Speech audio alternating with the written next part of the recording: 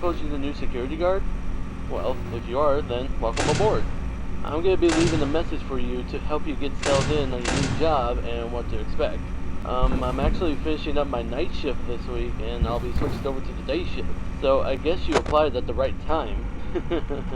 You don't have any idea how much trouble these past few weeks has been for the company. Ever since those 5 kids went missing around here the other week, we don't know what ever happened to them, and we're currently under an investigation. The parents are suspecting us for some reason, and I don't know why, as we do have a policy that clearly says Fazbear Entertainment is not responsible for damage to property or person.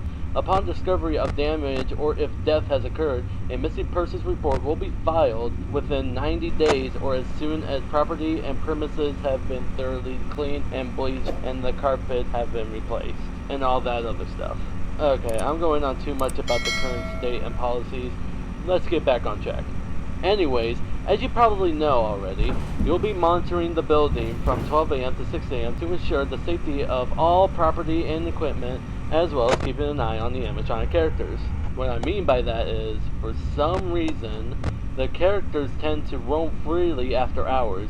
We don't know what's causing this glitch, but the engineers say that it's sometimes the result of them being turned off for too long, as they are programmed to roam around freely during the day, which I think is a technical achievement in today's robotics.